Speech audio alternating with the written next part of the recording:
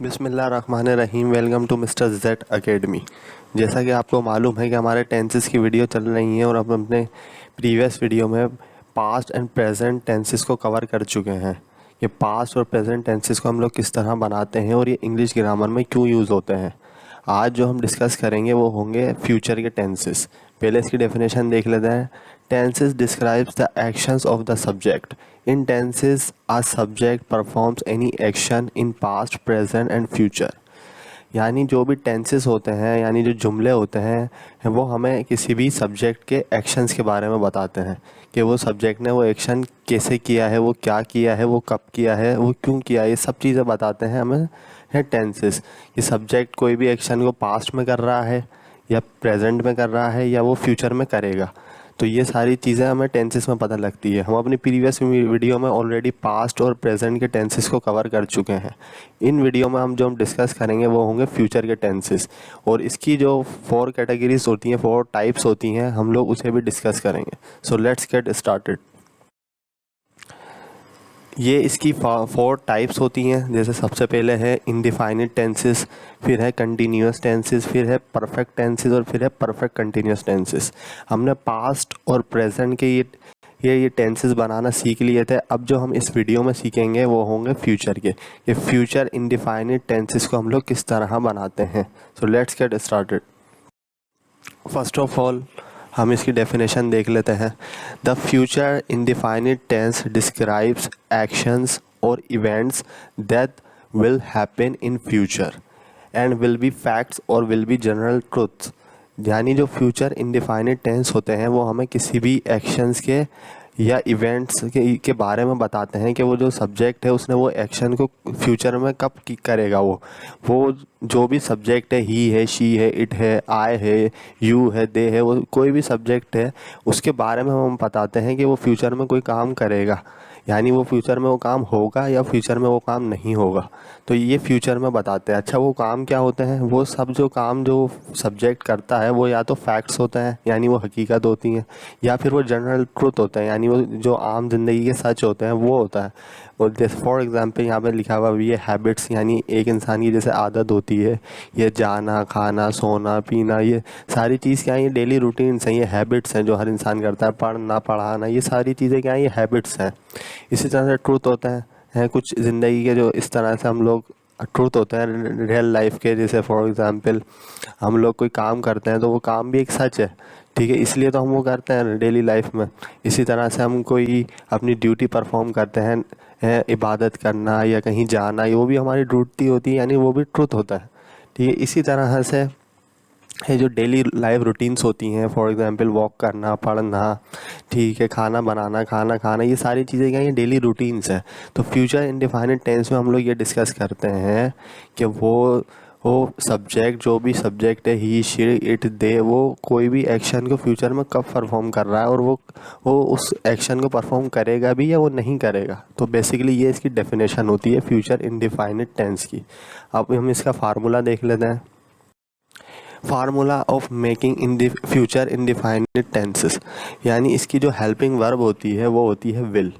Will ये जो है ये सबके साथ लगती है। सब्जेक्ट चाहे जो भी हो, ही हो, शी हो, इट हो, दे हो, सबके साथ हम लोग लगाते हैं विल, ठीक है। विल इसकी होती है हेल्पिंग वर्ब। तो इसका फार्मूला बहुत इजी है। सबसे पहले हम लोग सब्जेक्ट लगाएंगे, जैसा कि सब हम जितने भी टेंसेस बनाते हैं सबसे पहले सब्जेक्ट ही लगाते हैं। फिर उसके बाद हेल्पिंग वर्ब आती है। हेल्पिंग वर्ब कौन सी है? यहाँ पे ये विल है, ठीक है। फिर वर्ब की फर्स्ट फॉर्म आती है। अब वर्ब की कितनी फॉर्म्स होती हैं ये हम अपनी वर्ब की वीडियो में कवर कर चुके हैं। अगर आपने हमारी वर्ब की वो वीडियो नहीं देखी है तो ऊपर आई बटन में उसका लिंक है, आप जाके वो वीडियो देख सकते हैं। फिर इन दी एंड क्या होता है? ऑब्जेक्ट होता है। तो ये हमारा बन जाता है अफर्मेटिव। लेकिन अगर मैं इसको नेगेटिव बनाऊंगा तो मैं सिंपली यहाँ पर नोट लगा दूंगा। नोट कहाँ पे आएगा? हेल्पिंग वर्ब और वर्ब की फर्स्ट फॉर्म के बीच में, ठीक है, यहाँ पे आ जाएगा नोट। तो ये बन जाएगा नेगेटिव, यानी विल के फ़ौरन बाद हम नोट लगा देंगे। लेकिन अगर मैं इसको इंटेरोगेटिव बनाऊंगा तो मैं विल को पहले लगा दूंगा। यहाँ पे विल पहले आ जाएगा सब्जेक्ट के, फिर उसके बाद सब्जेक्ट आएगा, फिर वर्ब की फर्स्ट फॉर्म आएगी, ऑब्जेक्ट और क्वेश्चन मार्क। क्वेश्चन मार्क क्यों आएगा? क्योंकि यहाँ पे हम लोग सवाल करते हैं किसी भी बारे में, तो इसलिए हम लोग सब्जेक्ट के बारे में जब भी सवाल करेंगे कि क्या उसने वो काम करेगा या उसने वो काम, उससे काम वो नहीं हुआ। इसी तरह से हम लोग जो भी पूछते हैं तो उसमें हम सवाल करते हैं, उस इन दी एंड हम क्वेश्चन मार्क लगाते हैं। लेकिन अगर मैं इसको इंटेरोगेटिव नेगेटिव बनाऊंगा तो मैं सिंपली यहाँ पर नोट लगा दूंगा, सब्जेक्ट के फ़ौरन बाद और वर्ब से फ़ौरन पहले हम लोग यहाँ पर नोट लगा देंगे, तो ये बन जाएगा इंटेरोगेटिव नेगेटिव। इसका आप स्क्रीनशॉट ले लें और इस फार्मूले को याद कर लें ताकि आपको टेंसेस बनाने में आसानी हो।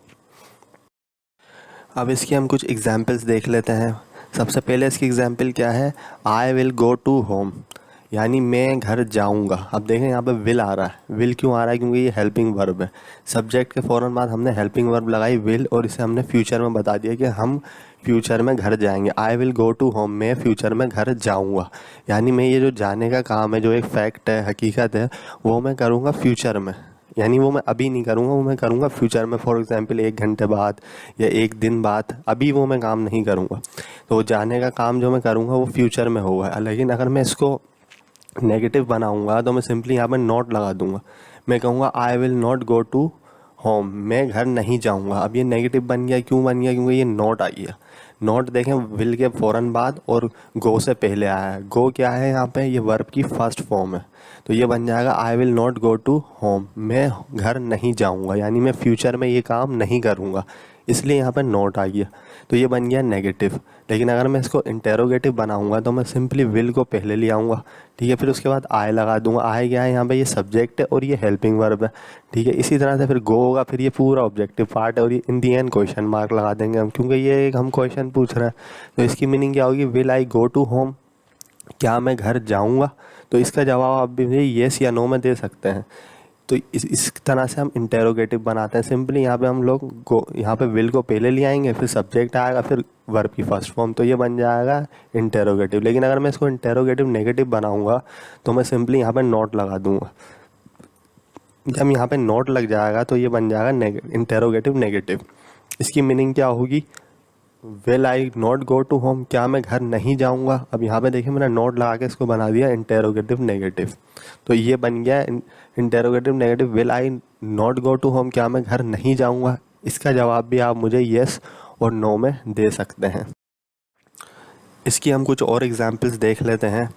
He will come in the office, वो ऑफिस आएगा, यानी वो अभी ऑफिस आया नहीं है, वो ये काम फ्यूचर में करेगा। फ्यूचर क्या होता है? वो फ्यूचर 5 मिनट बाद का भी हो सकता है, या वो 1 घंटे बाद का भी हो सकता है, या वो 1 दिन बाद का भी हो सकता है, वो फ़ौरन भी हो सकता है, वो लेट भी हो सकता है। तो ये यहाँ पे हमें ये बता रहा है सेंटेंस कि वो जो ही है, यानी कोई लड़के का नाम है, उसके नाम की जगह हम ही यूज़ कर रहे हैं, वो अभी ऑफिस आया नहीं है, वो ये काम आने का करेगा, यानी वो ऑफिस फ्यूचर में आएगा, अभी वो आया नहीं है। He will come in the office, वो ऑफिस आएगा। इसी तरह से अगर मैं इसको नेगेटिव बनाऊंगा तो मैं सिंपली यहाँ पर नॉट लगा दूंगा, यानी विल के फ़ौरन बाद और कम से पहले जो वर्ब की फर्स्ट फॉर्म है कम, इससे यहाँ पे अगर मैं नॉट लगा दूंगा तो वो बन जाएगा नेगेटिव। अब देखें यहाँ पर शी मैंने यूज़ किया है किसी लड़की के नाम की जगह। She will not go to college, वो कॉलेज नहीं जाएगी, यानी फॉर एग्ज़ाम्पल सुबह उसका कॉलेज जाना है, लेकिन मैं उसके बारे में बता रहा हूँ कि उसकी तबीयत ठीक नहीं है, वो कॉलेज नहीं जाएगी। अब वो जो जाने का काम है वो ये नहीं करेगी, ये जो हकीकत है, एक जाना एक काम है, तो लेकिन वो ये काम नहीं करेगी फ्यूचर में। She will not go to college, तो ये बन गया नेगेटिव।